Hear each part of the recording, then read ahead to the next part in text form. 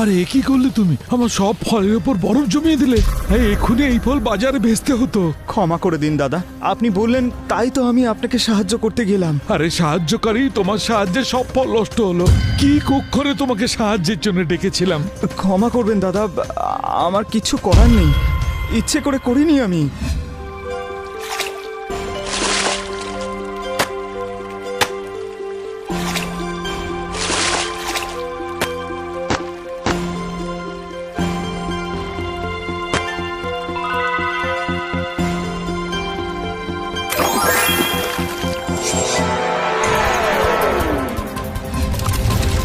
আরে কি হলো?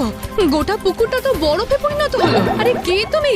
গোটা পুকুরটা বরফ করে দিলে। দেখুন, আমি ইচ্ছে করে করিনি। আমি তো এই মাছটাকে বাঁচাচ্ছিলাম, যেটা জল থেকে বেরিয়ে এসে কষ্ট পাচ্ছিল। ইচ্ছে করে করনি তো কি নিজে নিজেই হয়ে গেল?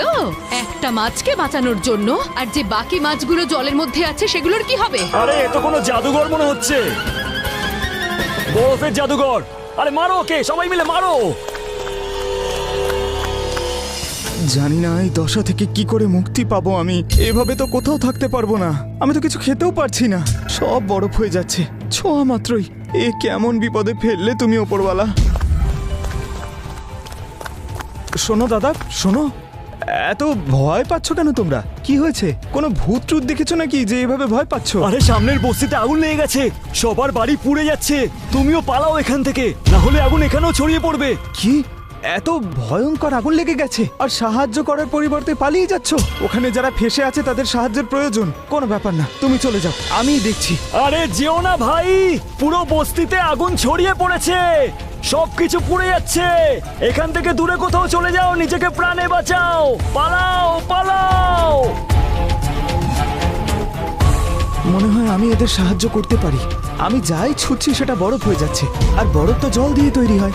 আমি সবাইকে বাঁচাবো, সবাইকে।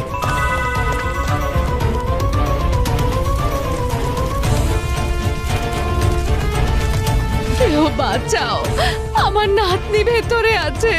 কেউ বাঁচাও, হে ভগবান, আমার নাতনিকে বাঁচাও। ভয় পাবেন না আপনি, ভয় পাবেন না, কিচ্ছু হবে না আপনার নাতনির।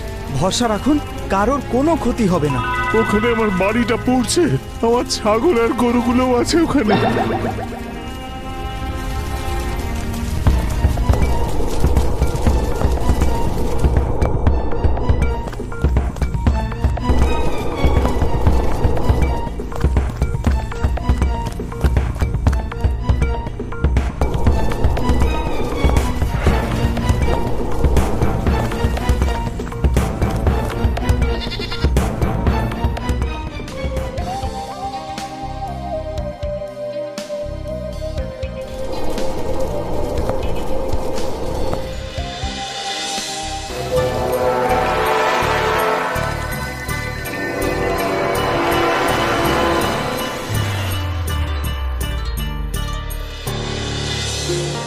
কে বাবা তুমি?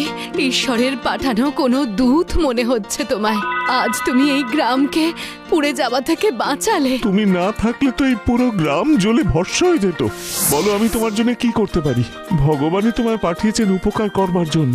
আমি সেটাই করেছি যেটার জন্য আমি এই শক্তিটা পেয়েছিলাম, আর আপনারাও সেটাই করবেন যাতে কারোর একটু হলেও সাহায্য হয়। অনেক সময় আমরা না বুঝেও ভুল কাজ করে ফেলি, সেই জন্য সবসময় আমাদের ক্ষমা চাওয়া উচিত আর নিজেদের ভুল শুধরে নেবার চেষ্টা করা উচিত। ঈশ্বর তোমাকে দীর্ঘায়ু দিক বাবা, সুখে থাকো। সর্বদা মানুষকে এভাবেই সাহায্য করো। তোমার মতন ছেলেরা আছে বলেই আজও এই পৃথিবীতে মানবিকতা বেঁচে আছে।